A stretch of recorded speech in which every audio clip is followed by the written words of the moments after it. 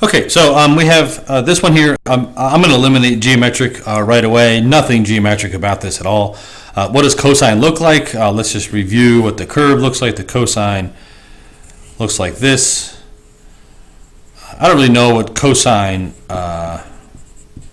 squared looks like, but I do know what's going to happen to all these terms down here, all these values down here. They're all going to turn positive.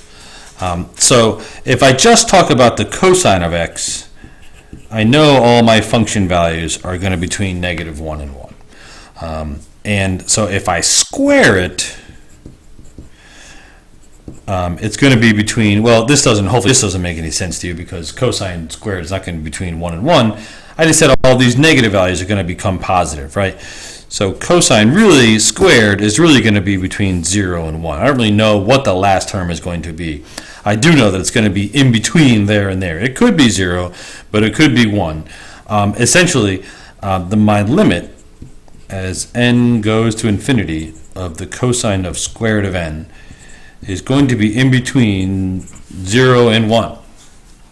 Well, there's no guarantee that it's going to be anything. All I know is that it's going to be some number in between here and here.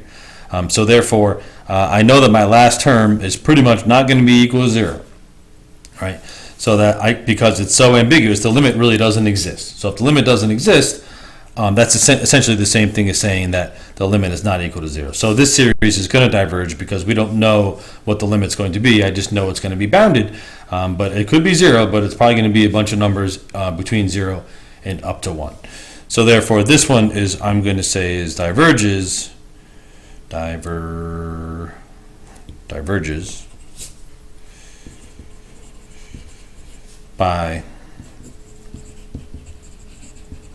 divergence theorem / nth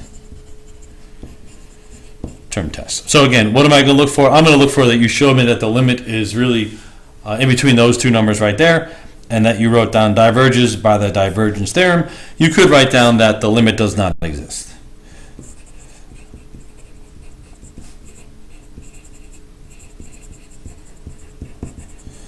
And again, why doesn't the limit exist? Because it doesn't go to one value. It goes to a bunch of values in between 0 and 1.